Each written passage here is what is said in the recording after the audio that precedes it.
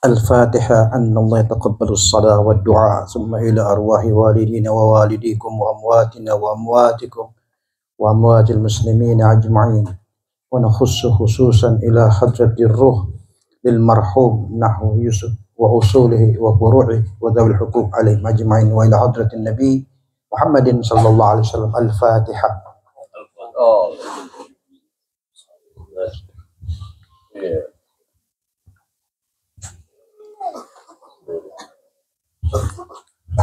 Bismillahirrahmanirrahim. Assalamualaikum warahmatullahi wabarakatuh.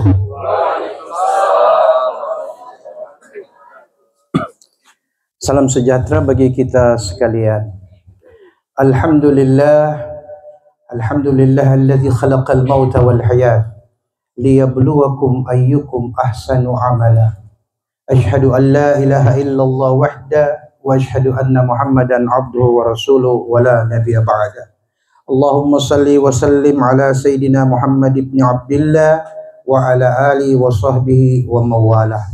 Allahumma rzuqna fahman nabiyyin wa hifdzal mursalin wa ilhamal malaikatil muqarrabin. Allahumma zidna ilman nafi'an warzuqna fahman wasi'an. Rabbi shrah li sadri wa yassir li amri wa hlul 'uqdatam min lisani yafqahu qawli. Rabbi saddid lisani wahdi qalbi bihaqqi Sayyidina Muhammadin sallallahu alaihi wasallam. Dusturakum ya halal darbi ya halal batin ya halal nawwa wa ya halal nur bijahi wa bibarakatil awliya wa syuhada was salihin. Amma ba'd. Pertama-tama tentu puja dan syukur kehadirat Allah Subhanahu wa taala. Limpahan rahmat nikmat karunia kepada kita sekalian, kita tetap dalam keadaan sehat wal afiat dan berkumpul di tempat yang sederhana ini. Demikian pula salawat serta salam teriring terucap keharibaan Nabi yang tercinta, Nabi yang mulia, semerbak keharuman yang pernah Allah ciptakan di muka bumi ini semoga berlimpah dalam bentuk doa dan salawat kepada baginda Rasulullah sallallahu alaihi wasallam.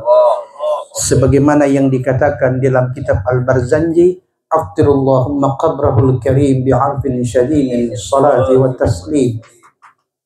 Ya Allah, bawilah keharuman yang paling indah di muka bumi ini di atas makam Rasul sallallahu alaihi wasallam dalam bentuk doa dan salawat dari umatnya, dari Allah dan malaikatnya. Bapak Ibu yang saya hormati, Ketua LPTQ yang hadir, Ketua Basnas, Ketua IMIMUT, sahabat lama, baru aku dapat ulang Pak.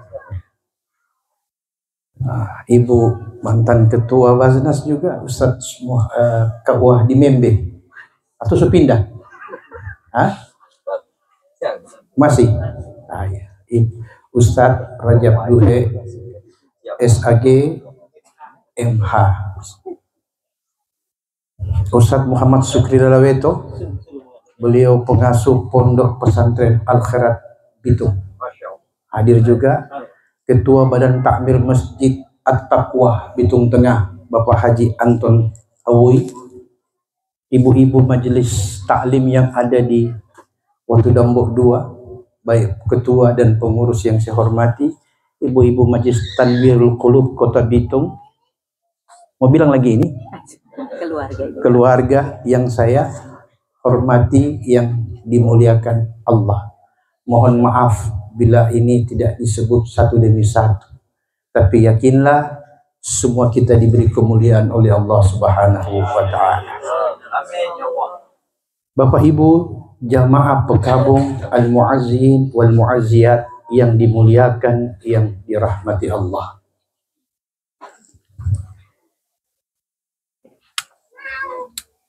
Dalam ayat sudah dibaca tadi. Apa bunyi ayat tadi?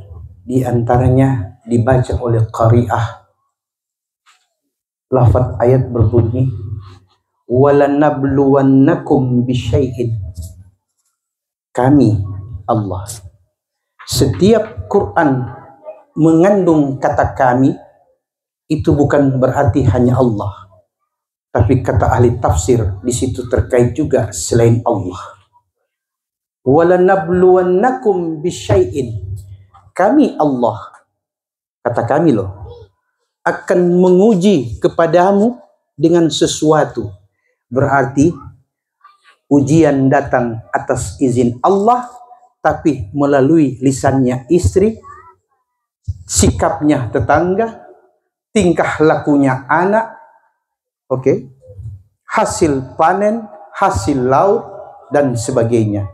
Itu yang dimaksud. Kami akan uji kamu. Berarti izin Allah turun dan manusia atau makhluk menjadi asbab lahirnya ujian. Bisa dipahami, Bu? Oke. Masih ada orang ini? Soalnya ada suara masalahnya. Tapi masalah di situ.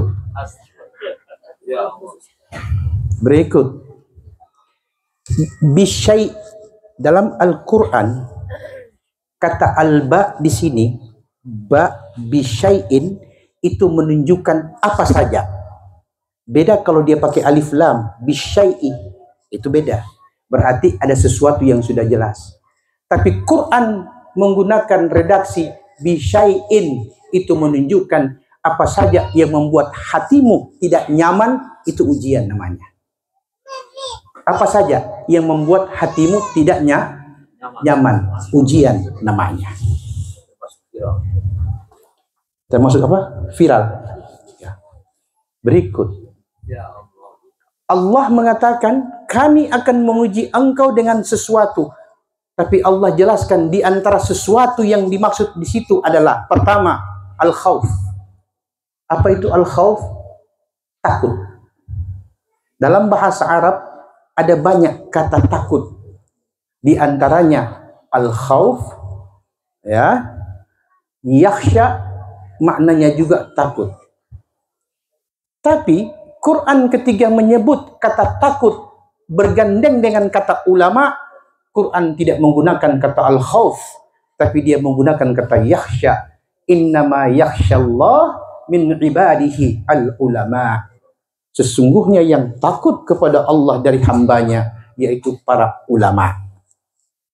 Bukan ulama'u, ulama. Bisa dipahami nih? Nah, apa sih Ustadz bedanya takut al-khawf dengan yakhsha? Kalau al-khawf itu takut yang dimana seseorang merasa dia memiliki dan menguasai dengan apa yang menyebabkan jangan sampai yang dimiliki hilang. Contoh, walanabluwannakum bisyai'in minal khawfi wal ju'. Saya tanya kepada ibu-ibu, siapa di antara kita yang tidak takut lapar? Ada? Semua kita takut lapar.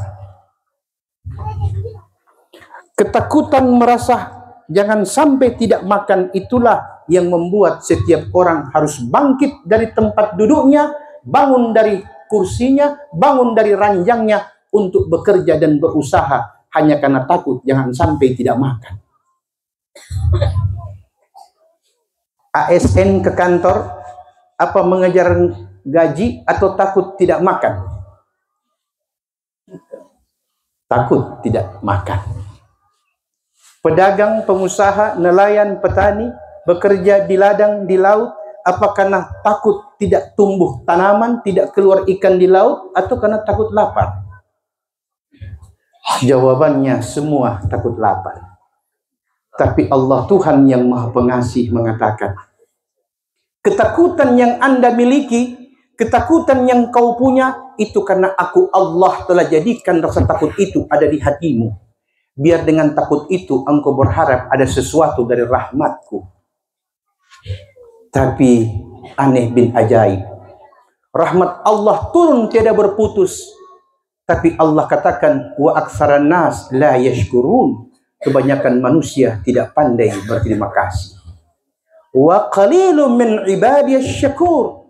Justru hanya sedikit dari hamba-hambaku yang bersyukur dan berterima kasih.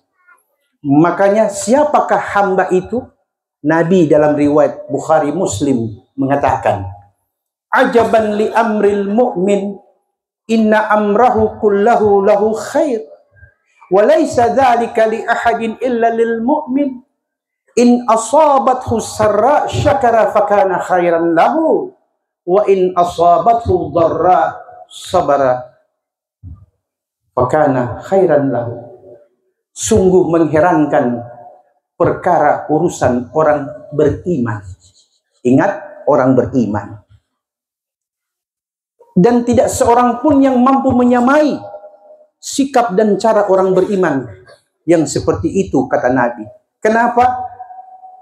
In asabathu sarra, bila dia mendapatkan sesuatu nikmat gembira, maka serta-merta lahir daripadanya syakara, syukur, terima kasih kepada Allah dalam bentuk doa dan ibadah.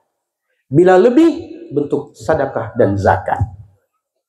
Tapi kata Nabi kita Muhammad sallallahu alaihi wasallam, wa in asabathu dharra sabara fakana khairan lahu. Bila dia diberi sesuatu yang menyakitkan, merugikan, meresahkan, menakutkan, dia terima dengan sabar dan itu pun dianggap baik olehnya. Kalau orang dapat untung, alhamdulillah. Ini kok gara-gara kita terlalu rajin. Alhamdulillah, karena kita kok bagus kita hubungan dengan si A, si B, si C. Tapi ketika retak hubungan, ini pasti ada orang ketiga ini yang bikin rusak ini keadaan. Tetap ada yang dikambing hitamkan dan tidak pernah menerima dan introspeksi. Kenapa hubungan tadinya harmonis jadi retak? Takziah, mengingatkan kita yang duduk bukan yang sudah dikuburkan. Al-maut akbarul mau'izah. Mati peringatan besar bagi yang masih hidup dan yang akan mati. Masa saya berdiri di sini kasih nasihat Pak almarhum? Kan tidak mungkin. Nanti almarhum kalau baku dapat dari malaikat mungkar nakir, kirim salam ya. Begitu. Kan tidak. Baik.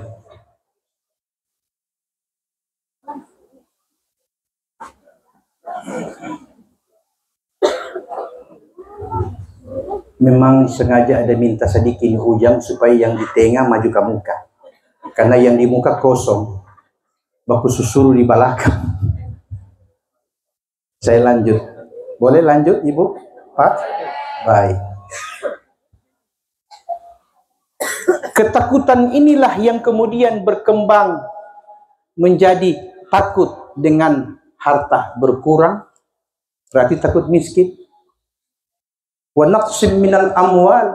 Kalau bukan takut miskin, wal anfusi, takut kehilangan orang yang dicintai. Betul tidak? Orang lebih suka mana? Lebih dulu mati. Yang orang paling benci atau yang paling orang sayang? Hah? Belum pernah ada tuh orang bertanya begini baru kita di sini. Yang paling orang suka cepat mati siapa? Yang paling orang sayang atau yang paling orang benci? Paling nafsu? Ya nggak usah jawab, jangan jawab. Jangan jawab, terus tahu di penjawaban. Berikut. Kalau dia tidak takut miskin, takut orang yang dicintai dipanggil Allah. Wassamarat, kalau dia petani, takut tidak berbuah panen hasilnya. Tapi Allah Subhanahu wa taala di akhir ayat berfirman, wa basyiril mu'minin, beri kabar gembira bagi mereka yang ada iman. Orang kalau ada iman, dia tanam itu padi, selebihnya dia serahkan kepada Allah. Tapi ada usaha pakai pupuk, pakai air.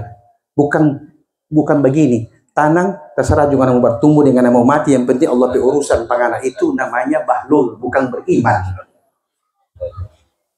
Jadi iman itu harus pakai akal. Iman itu harus pakai kesadaran. Makanya Nabi heran, kenapa orang beriman dapat nikmat dia bersyukur, dia bilang itu baik, dapat musibah dia bersabar, itu pun baik, kata Nabi. Dan tidak seorang pun yang bisa seperti itu kecuali di hatinya ada iman. Itulah al-mu'min namanya. Bisa dipahami, Bu? Oke. Jaga, perhatikan baik-baik kalimat saya, karena kita jaga berhenti kaget. Berikut. Ustadz, kenapa manusia hidup harus beribadah? Ya kan begitu kan? Oh, karena orang Islam, orang bilang, karena Allah bilang, wa ma khalaqtul jinna wal insa illa liya'budun. Tidak kami jadikan jin dan manusia kecuali menyembah kepada Aku. Apakah yang dimaksud menyembah itu salat berjamaah di masjid? Atau menyembah itu sekedar salat sendirian di rumah? Atau salat itu yang dimaksud adalah zikir, doa, baca Quran? Apakah itu yang dimaksud ibadah? Yang dimaksud ibadah apa saja yang Anda lakukan yang di dalamnya perintah Quran dan sunnah Rasul, itulah ibadah. Contoh, sambung silaturahim dengan tetangga, itu kan bukan sholat, itu kan bukan zikir, bukan doa dan salawat, tapi itu pun dikatakan bila silaturahim bersambung dengan tetangga, muka belakang kiri kanan atas bawah. Kalau atas bawah itu berarti kalau bukan suwangi, paniki. Oke. Itu pun ibadah.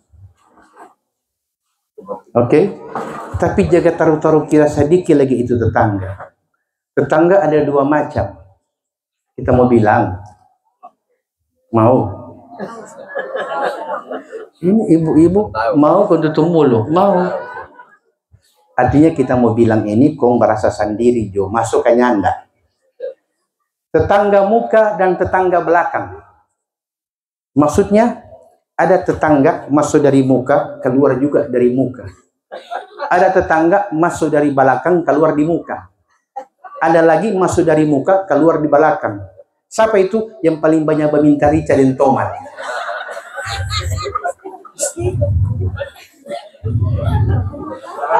Siapa suruh undang pak kita bilang apa adanya. Assalamualaikum, Mama Muna, ada rica? Belum sampai tomat dan belum sampai, enggak akan kok bilang cuma minyak kelapa saja. Keempat kali Mak Muna angkat semua tuh di dapur, kena bawa semua ke sana. Boleh tidak? Boleh. Hari-hari Ustadz boleh, yang penting sabar.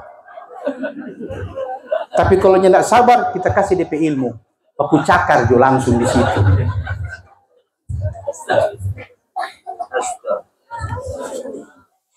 Boleh tambah? Baik. Tambah-tambah. Ujang lewat begini, habis kalau habis. Ketika hubungan terbangun, ibadah. Ketika hubungan putus, dosa. Berarti semua aktivitas yang diperintahkan Allah dan disukai oleh manusia, itu ibadah. Karena ada nilai pahalanya. Tapi Ustadz begini, kita so ibadah, so ikut majelis taklim, so sabar, so bertahan diri. Semua yang Ustadz ada ceramah-ceramah di masjid, dengan di takziah-takziah so bikin semua Ustadz. Tapi masalahnya sampai sekarang Ustadz, kita pe masalah belum selesai-selesai. Kira-kira kita pe salah ada di mana? Ada di mana? Ada apa kita pe ibadah atau Tuhan yang tidak dengar? Kalau itu dia katakan ada apa kita pe ibadah, berarti ibadahmu kepada Allah tidak ikhlas. Kalau Anda bilang Allah tidak dengar, berarti Anda telah menjatuhkan martabat dan derajat ketuhanan bahwa Allah Maha Pongo. Betul tidak? Jadi kepada apa yang kita lakukan tidak boleh sesali, dan apa yang kita harapkan kepada Allah tidak boleh kita prasangkakan. Makanya itu Nabi katakan, Allah berkata dalam hadis qudsi, ana indallahi abdi bi, aku tergantung prasangkanya hambaku kepada aku. Saya tanya lagi sama ibu-ibu, ujang-ujang jo sampai kita solalah. Ibu-ibu, hai, halo, baby, Betsy, Besti, Betsy ke Betsy? Oh, kalau Betsy itu bola pingpong kan? Kita mau tanya, ibu-ibu suruh pilih, pilih ya, pilih. 50 tahun setengah matinya ada apa-apa tapi sehat-sehat, atau 500 juta campur saki-saki, pilih mana? Hah? Pilih mana?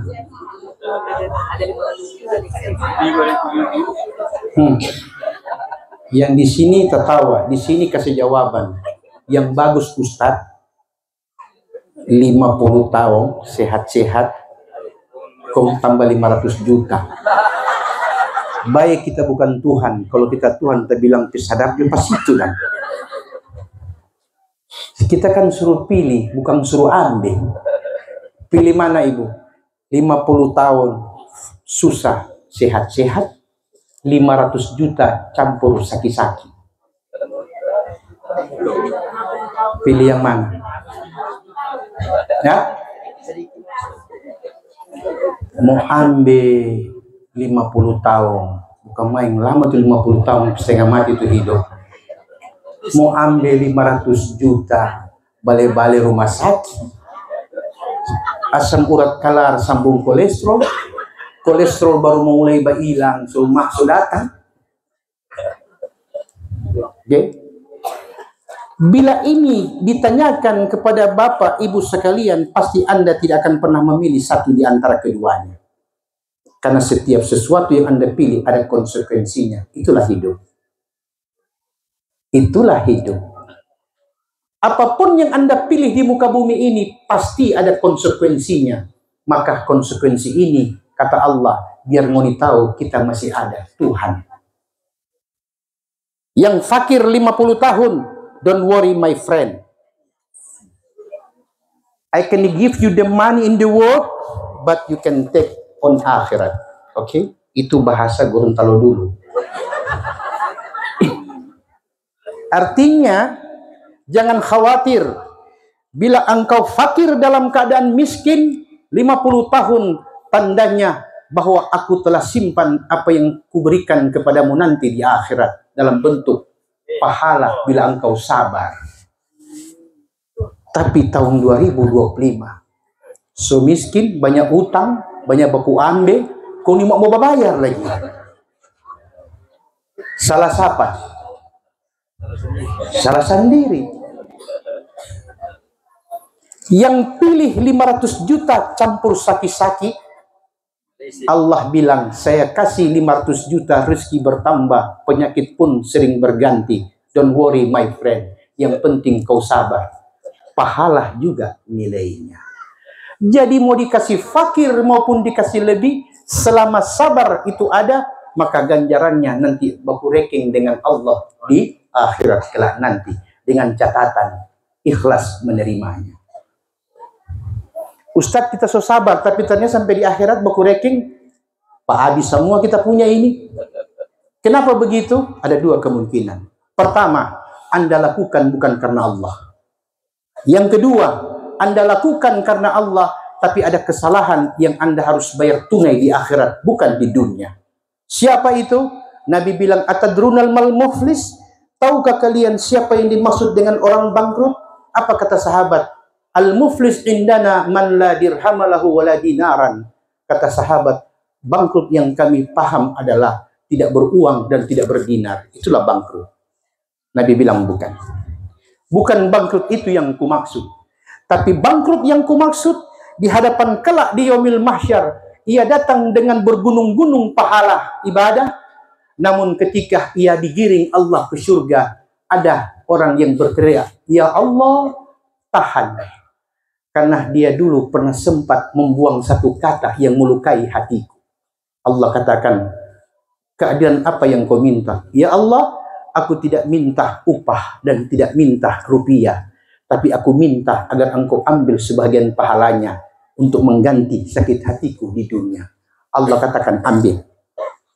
Begitu cara Allah. Di dunia baku rampas doi, di akhirat baku rampas doa. Jelas? Timbang lagi. Oh, masih banyak amal salehnya. Oke, giring lagi dia dalam ke surga. Wasiqal ladzina taqaw rabbahum ilal jannati zumara. Dan digiringlah orang-orang yang bertakwa kepada Tuhan mereka berkelompok-kelompok sesuai dengan bentuk-bentuk amalnya.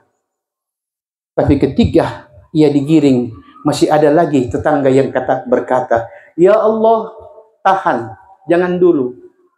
Gara-gara tuh tomat kita dah minta. Dia kasih kondipe muka semua ciri di lantai. Kita terima kasih yang dengan hati luka. Allah bilang baku reting ulang lagi. Begitu kata Nabi, setiap kali ditimbang masih banyak amalnya, diambil lagi oleh orang lain dengan hal-hal yang kecil. Kecil kata Nabi, tapi rutin pasti banyak. Sampai engkau dapati kata Nabi, orang ini tidak ada lagi kebaikan yang dapat diambil. Tapi apakah itu bangkrut? Nabi bilang belum. Belum bangkrut, baru habis namanya. Belum bangkrut. Kemudian Allah bilang, demi rahmatku, Ana Ar-Rahman, aku Tuhan yang maha pengasih. Karena dia pernah beribadah kepadaku dan datang kepadaku dengan setumpuk pahala, maka rahmatkulah ia masuk ke dalam surgaku. Kata Allah kepada si hamba. Tapi sungguh aneh bin ajaib kata Nabi. Orang ini pun masih ada yang teriaki. Siapa? Kepala jaga. Kepala jaga bilang, ngapa kepala jaga ya? Jangan tersinggung. Kepala jaga bilang, ya Tuhan, ya Allah, tahan dulu. Waktu ada urus surat-surat, dia bilang pakai kepala jaga pematrejo, 10.000. Sampai orang dua somati, dia belum ganti-ganti kita pedoi materi. Allah katakan, mau ambil apa lepas dia ini, soalnya tidak ada. Oke? Sudah tidak ada lagi yang diambil dari kebaikannya. Allah katakan, kalau dia masuk surga karena rahmatku, kali ini karena kesalahannya. Bagaimana caranya? Ente ada dosa. Allah tanya sama kepala jaga. Ada dosa? Ada. Mari kenapa dosa? Tambah pada dia. Demikian sampai dia menghadap kepada Allah, bertumpuk dan berbilang dosa sendirian dan dosa yang diberikan. Maka Nabi bilang, jangan jadi orang yang bangkrut di yaumil mahsyar. Perbaiki hubungan, apalagi bersaudara. Bisa dipahami ini? Jaga silaturahim dengan tetangga, orang dalam rumah, dan sesama jamaah masjid. Baku jaga saja. Makanya dinamakan jaga 1, jaga 2, jaga 3. Kenapa jaga 1, jaga 2, jaga 3? Karena mau baku jaga. Oke? Wabillahi taufiq wal hidayah. Assalamualaikum warahmatullahi wabarakatuh.